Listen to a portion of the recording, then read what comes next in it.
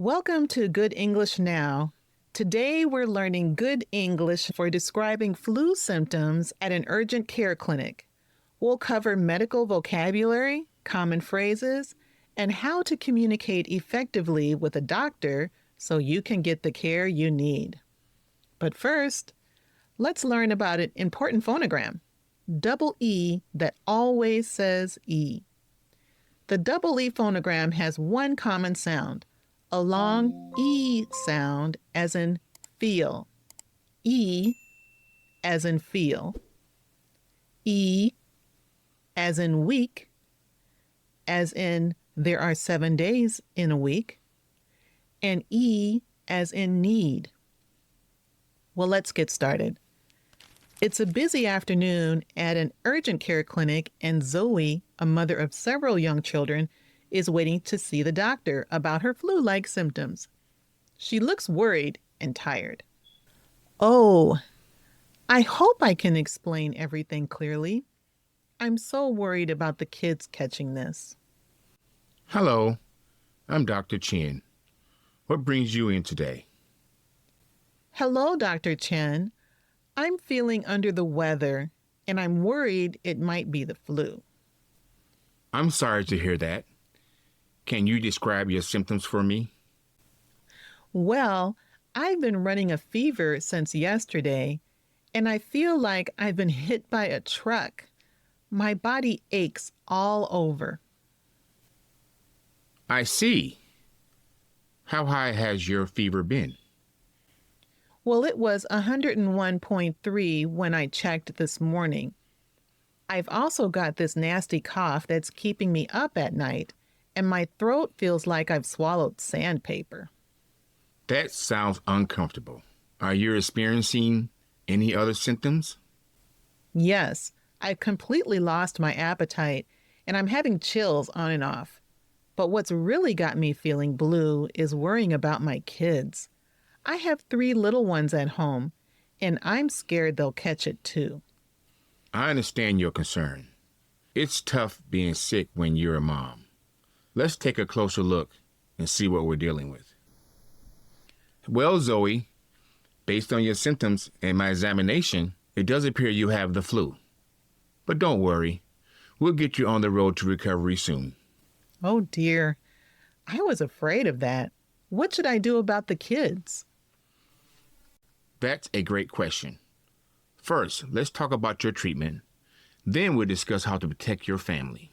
Excuse me, Dr. Chen. There's an urgent call for you. I'm sorry, Zoe. I need to take this.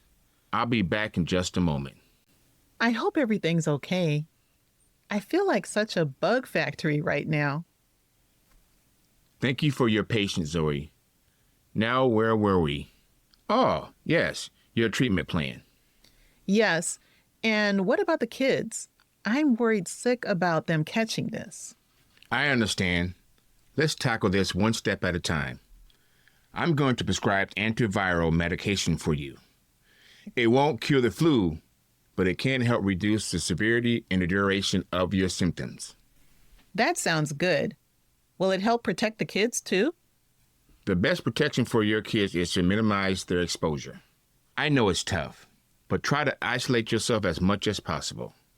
Have your partner or a family member take over childcare duties if possible. That's easier said than done with 3 little ones running around. I know it's not easy. Think of it as a mini vacation. You get to binge watch your favorite shows without any interruptions. Well, when you put it that way, it almost sounds appealing.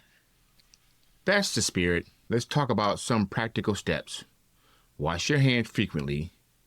Use separate towels. Wear a mask when you're around the kids.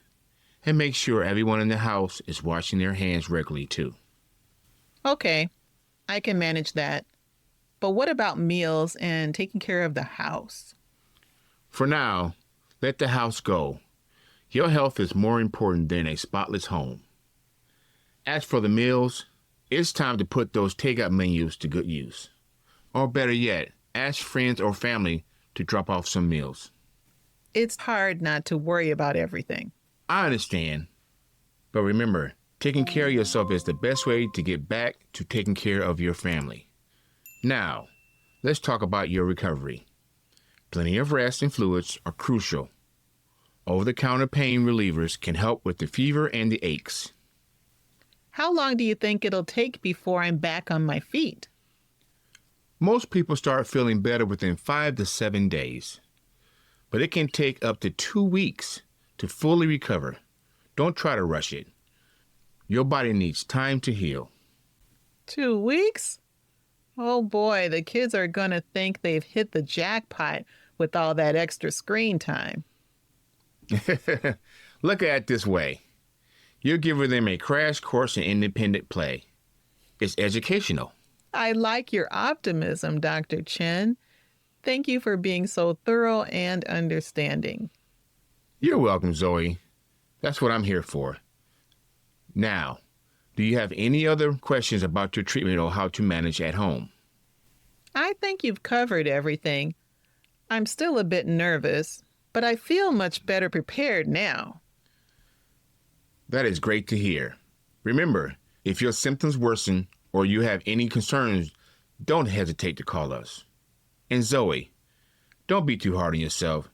It's okay to take a break and focus on getting better. Thank you, Dr. Chen. I really appreciate your help and advice. You're welcome. Take care and get well soon. And remember, this too shall pass. Great job following along. Now let's practice 2 key phrases for describing flu symptoms. I've been running a fever. I've been running a fever. I feel like I've been hit by a truck. I feel like I've been hit by a truck. There's a Good English Bites worksheet for you with examples and explanations. Just click the link in the description to download it and follow along with this video. Now let's check your comprehension. What were Zoe's main symptoms?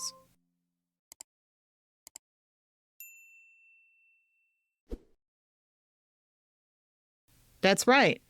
She had a fever, body aches, a nasty cough, sore throat, loss of appetite, and chills. What advice did Dr. Chen give Zoe to protect her family?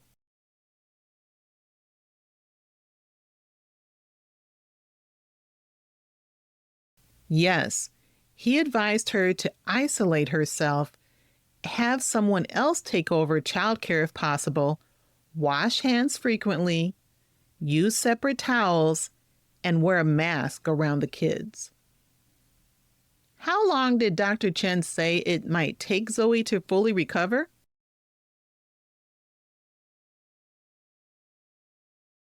Correct. He said it could take up to 2 weeks to fully recover. Now let's review our phonogram, the double E that always says E. The double E phonogram has the long E sound, as in feel,